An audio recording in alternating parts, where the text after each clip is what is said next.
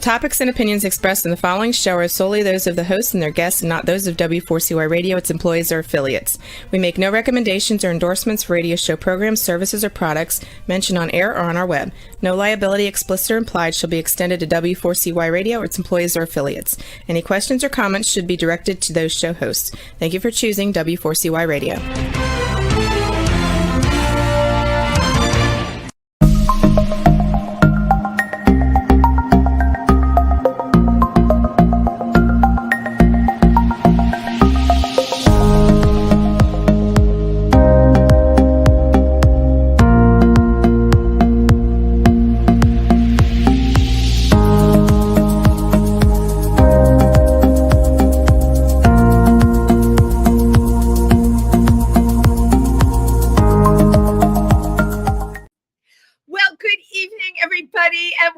To Triversity Talk. I'm sure you're wondering who this strange person is now on Triversity Talk with me tonight.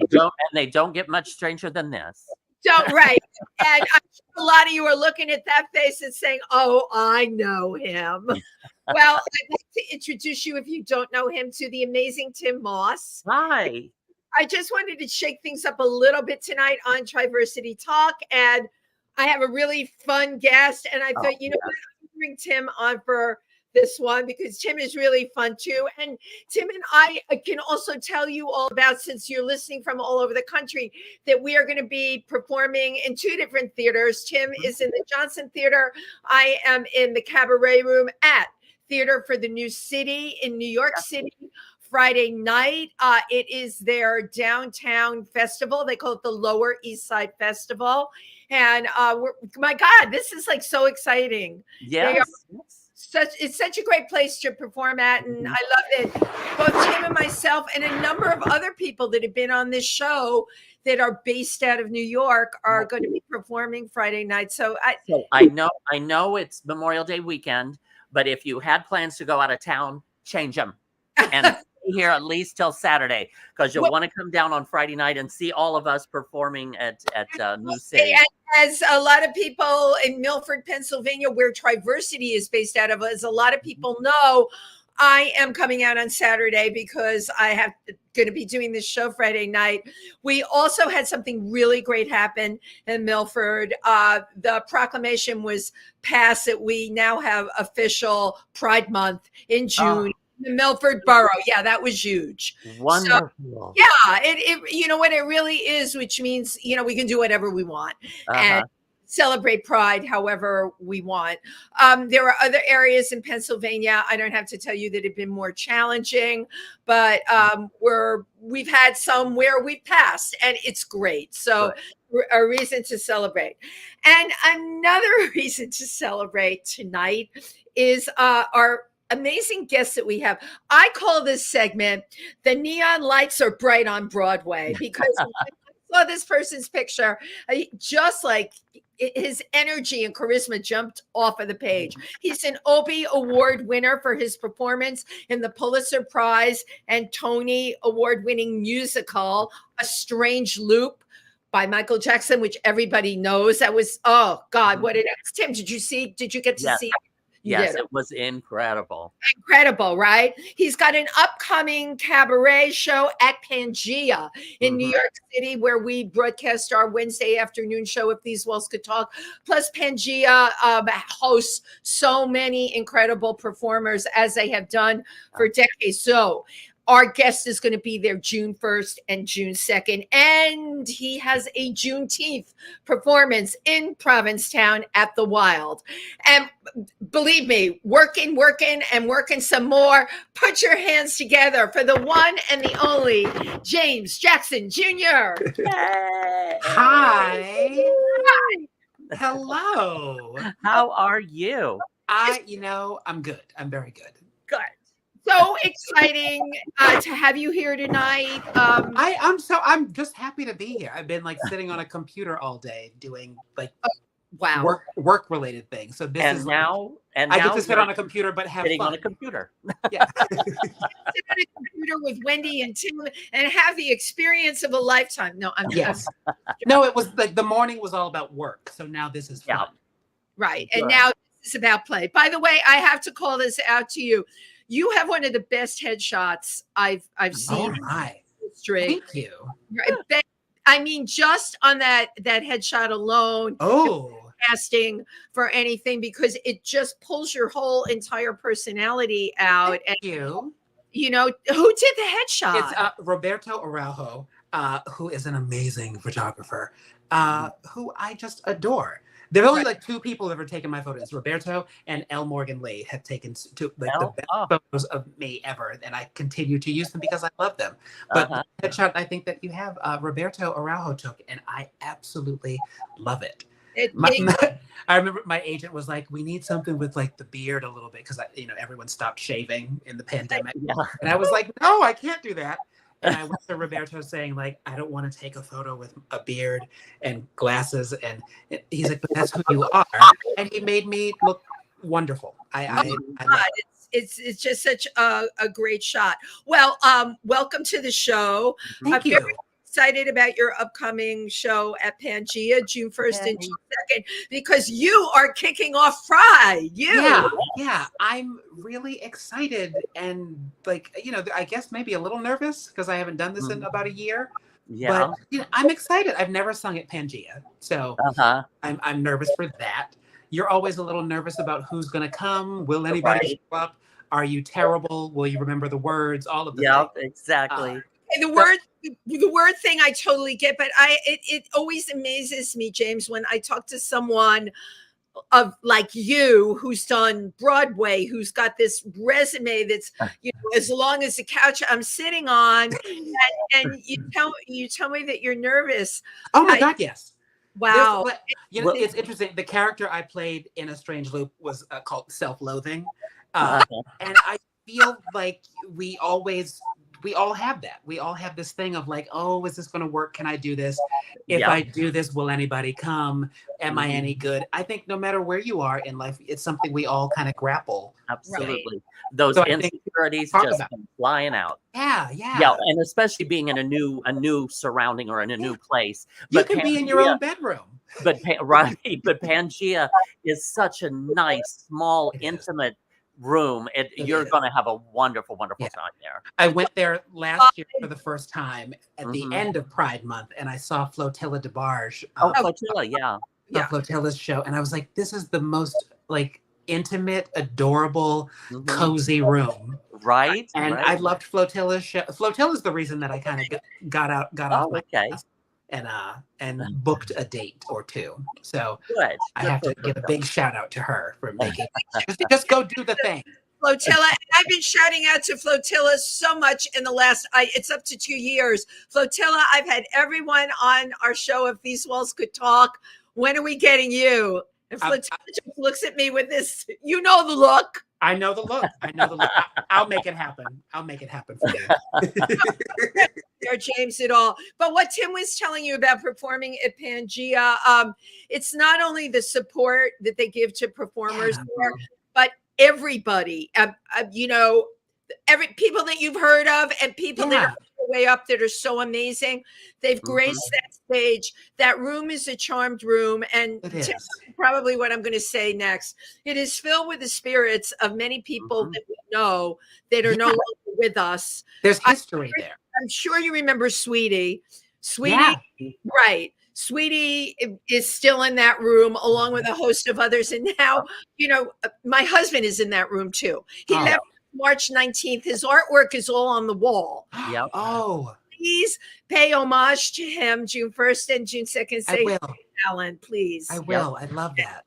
Yeah, it is. It's so incredible. So, and I always joke with Stephen and Arnaldo, the owners, but certainly Stephen, that the room is definitely charged. I mean, we feel it there with the computers because we do a Wednesday afternoon show. There's no one there then. Right. But weird. I've said this to Steve. There's weird electrical things that go on there. It's like since I was in this sort of like I'm very blue and depressed. I don't want to do this state that Flotilla got me out of and got me to book this. And since I have booked it, somehow Pangea comes up in the sphere around me. I learn about people that have played there. I encounter I found an interview on a podcast with someone who's played there. I'm like, how does this all of a sudden, now that I finally said, yeah, this is a spot I will go do. Yeah. Because And there's energy. probably depressing you. Mhm. It's an energy. You And when feel it in. Flotilla put you in that sphere, Yeah. Mhm. energy changed. And of course, Yeah. Tim and I know about this stuff. Yeah. It's been a huge shift, and it's really Good. you know, I already know that this is something I'm supposed to be doing. Absolutely. Yeah, Because- I performed my cabaret show there as well. Yay. I've also made a lot of appearances there and different other people's shows, and it's Yeah, we just love it. again, it's such a night for a cabaret. Yeah. It's so nice and intimate, and just you're right there. You're right in the midst Yeah. of people, And that's it's my really a thing. wonderful setup. I want to hear the audience breathing. I want to Yep. hear like Yeah, you want to be able to connect. But so we just made this big leap, right? You were on Broadway. You were in A Strange Loop. yes. Oh, You shared with us, you were feeling depressed, right? Yeah. So we're in a different energy sphere. You're going to do your show at Pangea, and you're going to be performing up at Provincetown for Juneteenth, which I think is great. What happened from the time of The Strange Loop that put you in mindset? I think I worked on A Strange Loop for 13 years. wow. With Michael, the writer, a dear Michael. friend of mine. And all of us, we were all there for a very long time. Okay, that's huge. So that's huge. And so it's a project that we were also told for so long wouldn't happen. It shouldn't happen. Mhm. It was too everything. It's too Black. It's too Right. gay. It's too out there. It's making fun of the church or something like that. So there was a lot of no met with every step of that show. But it was also such a really important part of our own history. So we kept coming back to work on it. So getting to take that from a few notes in Michael's apartment through 13 years all the way to Pulitzer and Tony Awards and performing at the Tonys was very surreal. Right. It's like I cannot believe I still have to kind of like, did that really just happen? It really happened. And then it's not that you get everything you dream of, but you do start to wonder what else is that all there is? Right. Broadway is a dream of a lot of ours, but is it as neat a dream as we think? It's right. It is. I love that my iPad is doing all of these things. I talk with my hands. How do I make my background do that? I love that. I talk with my hands, and I probably should not have an iPad because now it just does all the things. But I start to wonder, after our time there, was Broadway everything we thought it would be as a child or as a young performer coming to New York? And you start to wonder, what else is there for you to do? What is real? Who are the real friendships? Who are the real collaborators, for sure? And you can question a lot of things. And I think in that time, I also, after this past school year, I've been teaching. I became a professor of theater Fabulous. up in Westchester, and I got to work with some of these really great students for the entire school year. And these young artists they're not where we are. They don't even know how to spell jaded. Right. They're so ready to come out and do everything. I love that. Important that What's that? most people are not going to hear, and I'm so glad you shared it. You did Broadway, right? Yeah. And that's the thing, right? Broadway, and that's the goal. Broadway. Yes. That's the goal. Broadway, and then you're singing, "Is that all there is to life?" So right. right. I think what else is there is such an important student set. I think is probably the most valuable thing they can walk away with. Yeah. Absolutely. And seeing that every day, seeing these young artists recognize, oh, okay, this guy has done this for the 20 years he's been in New York, and he's here and invested in me.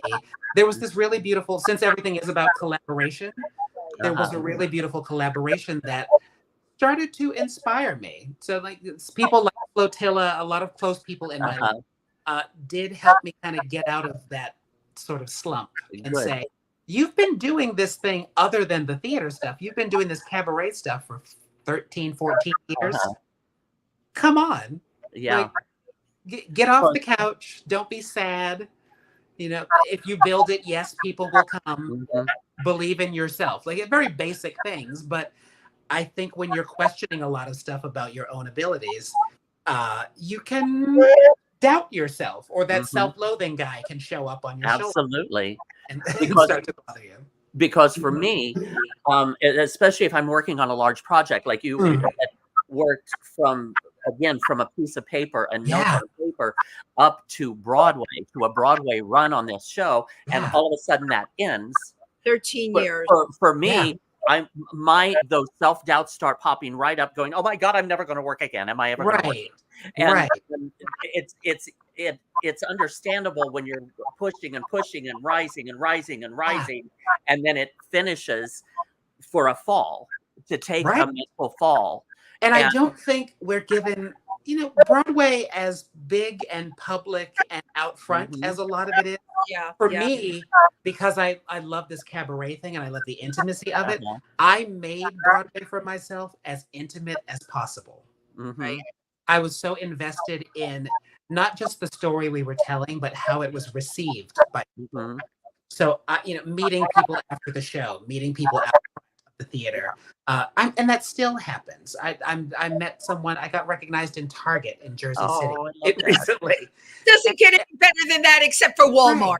Right. Like, and it happens to all of us. We were a small cast, but we get recognized places where people want to talk about this thing that you did that's not typically on Broadway meant so much to me. And I saw myself in it. And that's so important. Yes. It's so important. Yes. So when I'm feeling down, I have to remember that someone is watching. Yes. And right. it's okay. It's okay to let them know also you're having a down moment. You're feeling Absolutely. But we're so trained like Pavlov's dogs. When I came into this business, the cheerful, happy, the thing that Tim and I pride ourselves on when we work together and we interview people, we want the truth. We, Felipe Rose wants to do a special show on depression, right? He's a big performer, but we talked about, because these are real things, and I love what you're giving us right now and what you're sharing, because it's the human things. It's human. We're all that's underneath it all. I would meet these people after the show who just saw the thing that we did. And you've had this happen before. Someone meets you, the stage door or at somewhere after the show, and they look at you like you are a superhero. Right. Like, oh my God, I can't believe what you did. And I had to make it intimate. I had to say, like, okay, first of all, I'm so not a superhero. I'm just a human being. My shoe is probably untied. Something's on inside out. I probably smell, but I'm just a real showing in the back of my shirt. But again, a lot of times people do revere and feel that entertainers are not human. They don't realize that we make people feel good. Right, but that we also have good days, bad days, up times, down times. And but it's so expected of us to always be up and in the limelight. And oh my God. And you can do that, but I think, we also all have been through the last 4 or 5 years. Thank you. We've all been through I'm so sick of the word unprecedented, but we've been through this unprecedented thing. We all at some point were wiping off groceries. Yes. And talking to our friends on Zoom. Lysol, okay? Right. That's not something we've ever been through. Right. So I think to go back into these spaces, into dark rooms, and try to share truths and songs and stories, we have to acknowledge our similarities. Absolutely. We've spent a lot of time talking about differences, but we have to acknowledge our similarities, and we've all collectively been through Absolutely. Now, all of this that we have been talking about and the mental ups and downs that we experience, can you take a couple minutes and explain a strange loop? because that's Yeah. all in there. It's all that's It what is. It is. is Like, about. that's the thing I have to remember. I always have to Right. remind myself, like, just go back and read the script. Yeah. So A Strange Loop is a musical written by my dear friend Michael R. Jackson. It is. I have to remember, like, the press talking about it. It is a story about a Black queer musical theater writer Mhm. who works as an usher at the Lion King, who's Mhm. writing a musical about a Black queer musical theater writer who Right. works as an usher at the Lion King, and so on and so on. That's the loop. That is the loop. And it is the story of this one character whose name is Usher, and the 6 thoughts that are in his head. One of them being his self-loathing. And we play everyone in his life, from So his each parents, one of the characters plays every single person that in his voice life. in the head. Yep. Sometimes Yeah. it's a good strong voice. Sometimes Yeah. it's a weak voice. Sometimes it's yeah. self-loathing. And Wow. sometimes it's I always Oh. tell this story of part of why I would go outside to meet people afterward is because I wanted to assure people I'm not a bitch. I swear. Yeah. I swear I'm a nice person. I just play a bitch on stage. That's a t-shirt. I'm not really a bitch. I just Yeah. Play one on stage. I'm sorry I just put you through that for 2 hours. No, I think that's a common story. And I had friends or people in my life, theater people, who would say, "Oh, that show's not for me. Congratulations on all the good stuff. It's not for." They referred to it as the Black show or the gay show, and people would then go see it, and they were like, "Whoa, that's my family," or "I know those people." Yeah. The quickest story I always had, we worked on it for so long that we didn't know how people would receive it.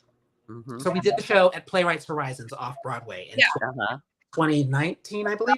And the first night of performances, the very first preview, what I love about Playwrights Horizons, there's no stage door. So you have to walk out through the audience. Yeah, right. So I grabbed my friend John Andrew Morrison, who played Thought 4 in the show. He was in the dressing room with me, and I said, "I'm not walking out there by myself. We just need to get to the subway and we can go home. Because what if they hated us? I know they got up and applauded, but everybody gets up and applauds. What if they hated us?" So we linked arms in the dressing room and we walked into the lobby, just our heads down, thinking we could get out to the sidewalk. And we got stopped by 2 older women. They were sisters. They were 2 older Jewish white women, aged 83 and 78. Oh, and they told us their ages. They stopped both of us. They told us their ages. And they said, "That was our family." And we said immediately, we were like, "No, girl, I don't think that's not about you." And then we continued listening. They said, no, our mother treated our brother like that. And that was our experience in dealing with the Jewish faith and our brother who was gay. And that was our brother's story. That was our family. And that was the light bulb moment for us of, this is just a universal story about anybody's feelings around their own potential erasure in their family or in society or their career goals. And it was such an aha moment that has never stopped ringing true. It continues to this day. Now, I just want to say, you had mentioned her earlier, but L. Morgan Lee. Yes. I did a stage show or a stage reading with her. I absolutely love her. Yeah. That voice. So Elle Morgan played Thought 1 in the show. So all of our thoughts were numbered. So Thought 1 was Usher's sexual ambivalence, and Thought 2, me, was his daily self-loathing. So Elle Morgan was Thought 1. So for years, we were singing these top 2 parts together. And I have always said, I will spend the rest of my life happily singing third below Elle Morgan, because it's singing in my soul. It's a lovely experience. Did you come to meet Michael? How did that happen? To spend 30 right before I left Boston, I'm from Boston originally. I was working on a production of the Wild Party, the LaCusa version, and it was the regional theater premiere. And there was a woman named Rachel Peters who was in that production, and she was in grad school in Boston. And she said, when you get to New York, you should look me up. I would love my friend Michael R. Jackson. And I said, all right. So I got to New York and I didn't know anybody. And I said, "Rachel, I'm here. Be my friend." And she said, slow down, pump the brakes. I'll see you. You'll end up meeting Michael. She said, but also be on the lookout because you will get a call someday. So what would happen, Michael's music to a lot of folks it was too out there, or people would say, I can't sing this because I don't want to offend someone, something like that. Wow. So people would drop out of Michael's concerts all the time. So one day I got a call. Someone dropped out of a thing at Joe's Pub, tomorrow. Can you learn this music and come do the show tomorrow? And I did the thing you're supposed to do. Yes. I said, email me the music. I'll learn it. I did that. I showed up at rehearsal, and Michael has talked about this in the years. I showed up at rehearsal ready. Wow. It's like I didn't have to plunk out notes for James. I didn't have to really spoon feed it to him. So we rehearsed. Wow, that's impressive. 10 or 15 minutes. But then we spent the rest of the day bonding over Tori Amos and All My Children and Guiding Light. Our amazing story. Yeah. So we immediately found kindred spirits in each other. We were and you started working on a strange loop with him. Well, it didn't have a name then.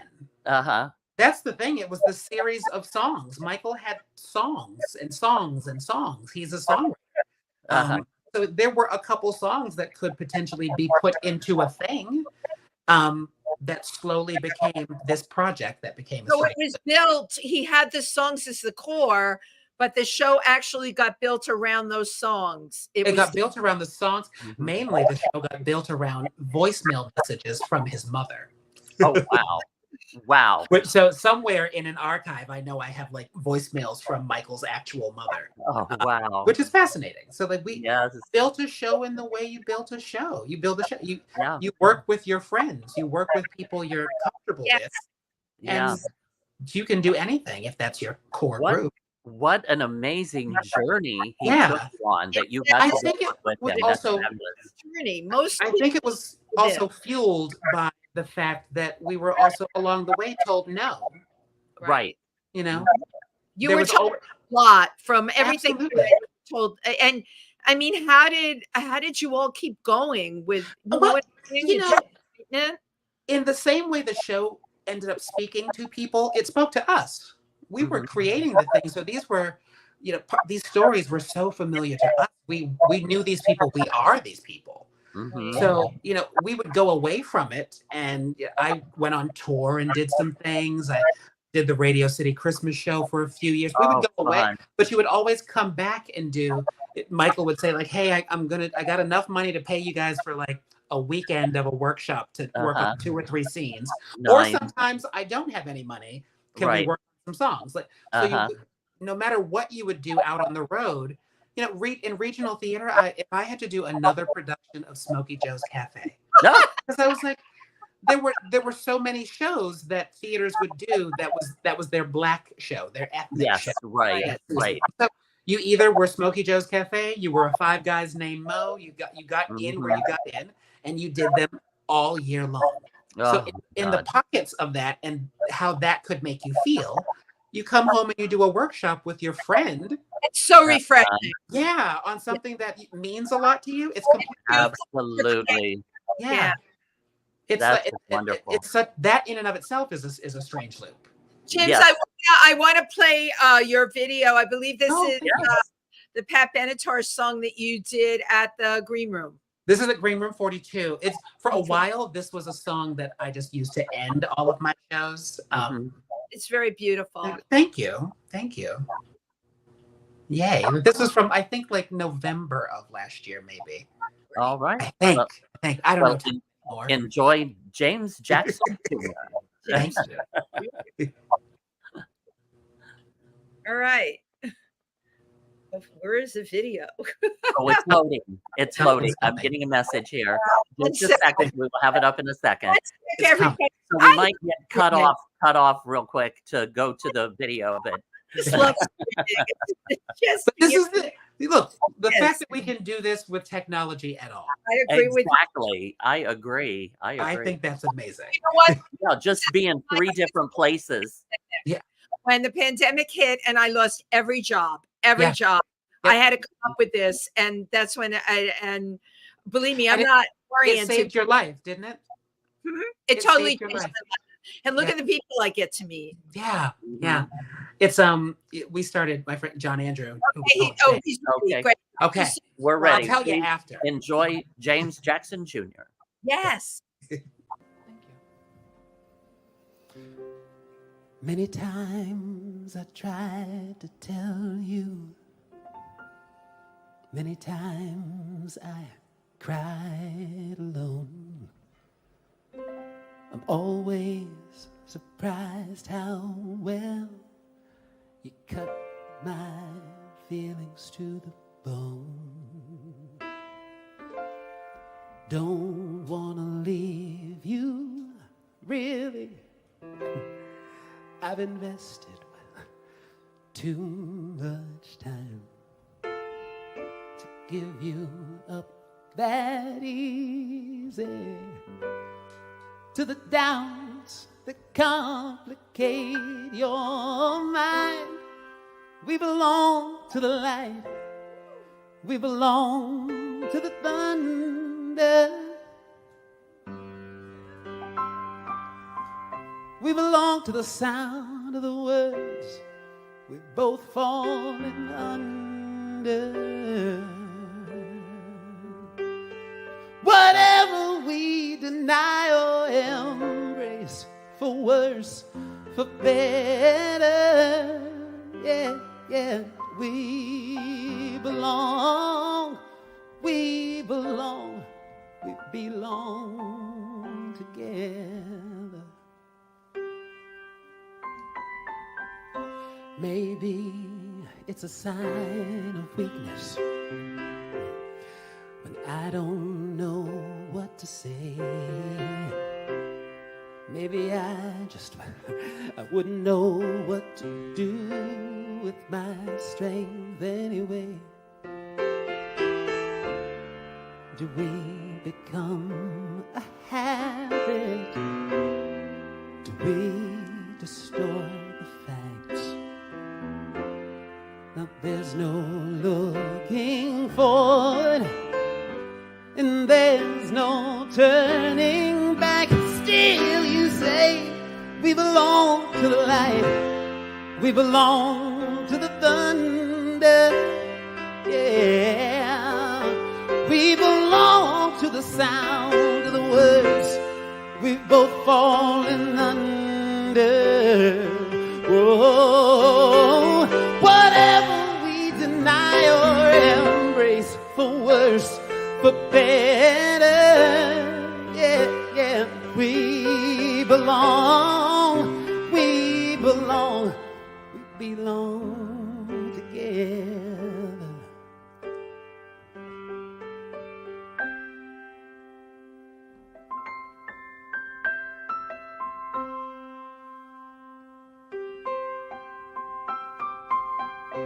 Close your eyes and try to sleep now. Close your eyes. Try to dream. Clear your mind and do your best to try and wash the palate clean. If we begin to notice how much we really care, I hear your voice inside me. I see your face everywhere. Still you say we belong to the light, we belong to the thunder, yeah. We belong to the sound of the words we've both fallen under. Oh, whatever we deny or embrace, for worse, for better, yeah, yeah. We belong, we belong, we belong together. Oh, we belong to the light, we belong to the thunder, yeah. We belong to the sound of the words we've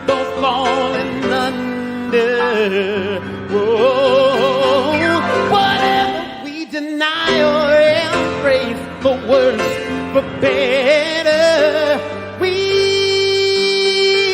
belong, we belong, we belong together.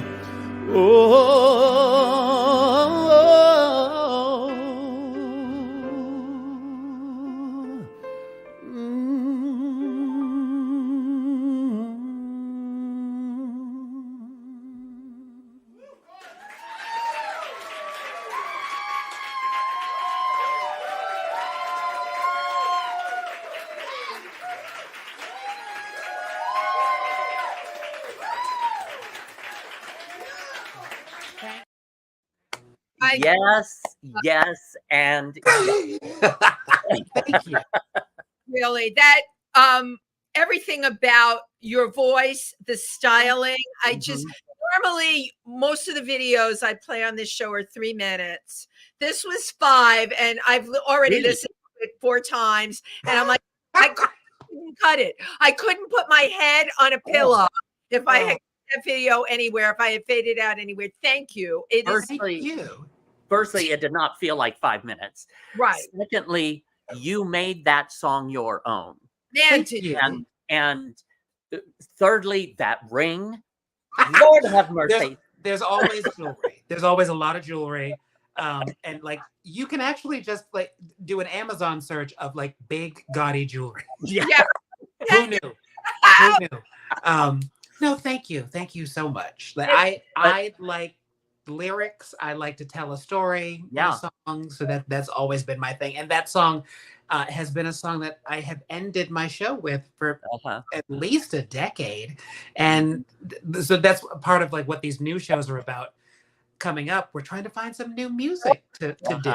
So it's weird putting some of those things away. Like I'm going to miss singing that. Well, I am singing that song.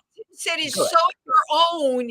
It's not like it's anyone else's. I know who the other person was who did it, but it has nothing to do with the song anymore. That's kind of my point. You're wearing that song. You're wearing it.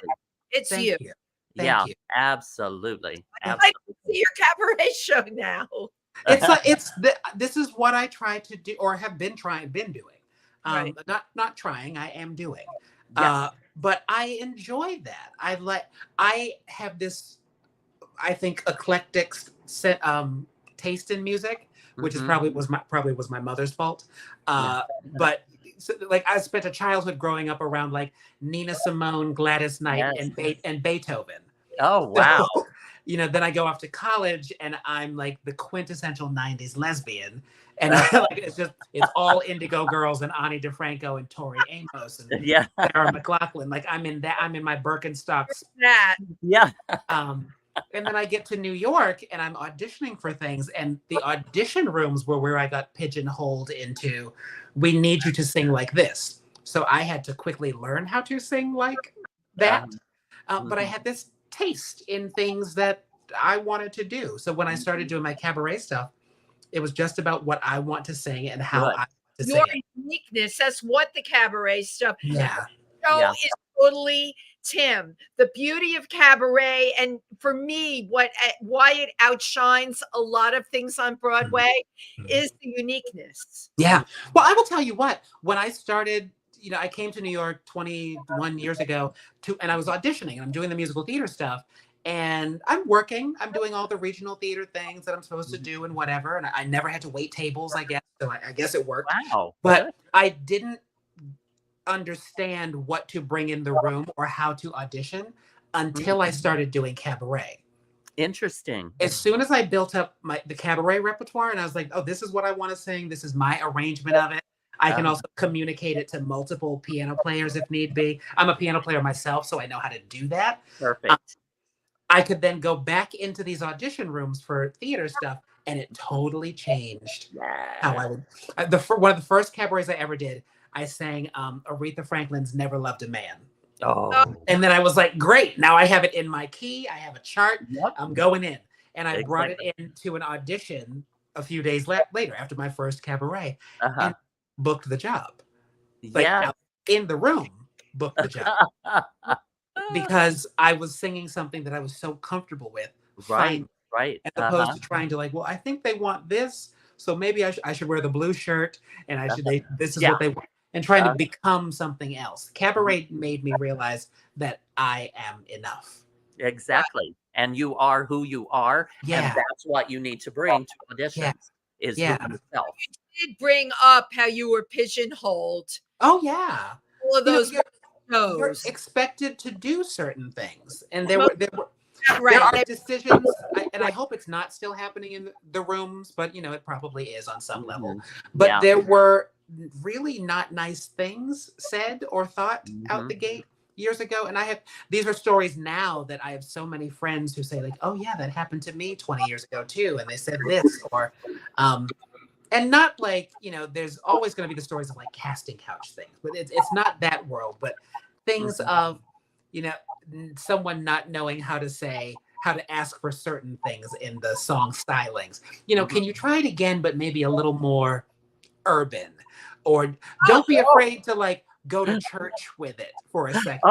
And me being me, I'm like, really? I hope you include those sayings in your show. I always do. I always tell those stories because I'm like, what did you mean by that? Right. Be a little more. Can you give me an example of that? You give me an example, and I'll get back to you to see if I can. Or then there's also been things of like, what was the old one? Like he opened his mouth to sing and a purse fell out. Oh. I'm like, oh God, like, but these things have been said to people for years. And I was like, what would happen if those thoughts were taken away and someone could just come into a room and show you what they do? Right.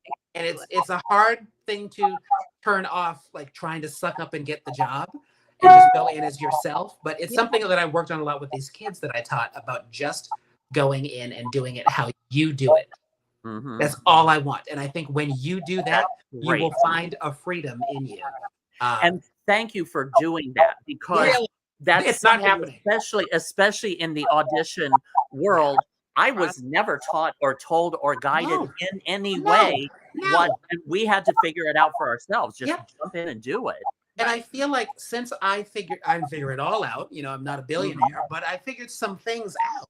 Right. I feel a duty to pass that on. And I will tell you, they're not in a lot of cases being taught that. Right. There is a lot of like, people are just being churned out of a lot of musical theater programs. That's what I was going to ask you. These kids that you're teaching now, what is the industry that they're coming into compared to what you came into 20 years ago? These are students who, well, here's the thing to remember. I have students who are juniors and seniors in college right now. So they just graduated and they're going out in the world, or next year will be their senior year. They spent either their junior or senior year of high school on Zoom. Right. So I have students who had their junior or senior prom on a Zoom in their childhood bedroom. Wow. Can you imagine that? You put on a tux or a gown in your childhood bedroom, open up a laptop, and you dance around your bedroom. Right. Wow. And then I have students who were then dropped off on a college campus, not to go to class, to sit in a dorm room, open up a computer, and get on Zoom. Wow. So we're theater people. We're artists. We want to talk to and deal with everybody. And that element was taken away from them. Wow. So there's such wonderful collaborative young artists to be, but I can tell that there's a hiccup. There's a step missing. Yeah. It's all in the interpersonal stuff. So that's what I like to work on this past year, and probably will continue with going forward. Good. Because younger folks have been through a lot. Thank you for what you're saying, because it's a big game changer. Yeah. And you're aware of it.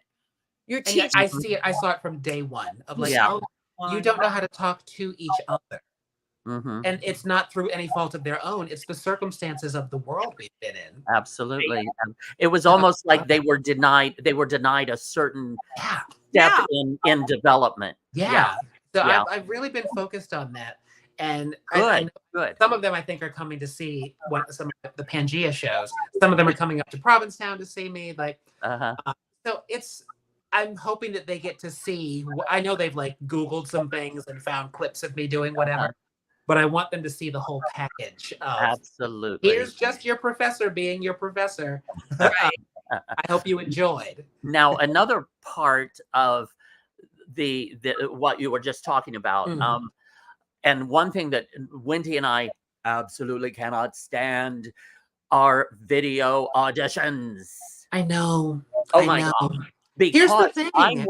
I'm one, I walk into the audition room again myself, and I ask the director, how are you looking? All the things. Right. And he tells me, be angry. I'll give you what you asked for. We're very charming in the room. Right. Yes. So but on a video audition, we don't get any guidance. I miss the room too. I do too. But we also have this damn technology. Mm-hmm. So I don't know what to do with it. In some instances, I'm so glad that I can videotape the one line you want me to say, and send it off to you. So insane, yes. Right. So like, he went that way. Like I'm so glad I didn't have to get dressed up, put pants on, and come into town for that. Go take the subway. Yeah. Can you do a sense of urgency?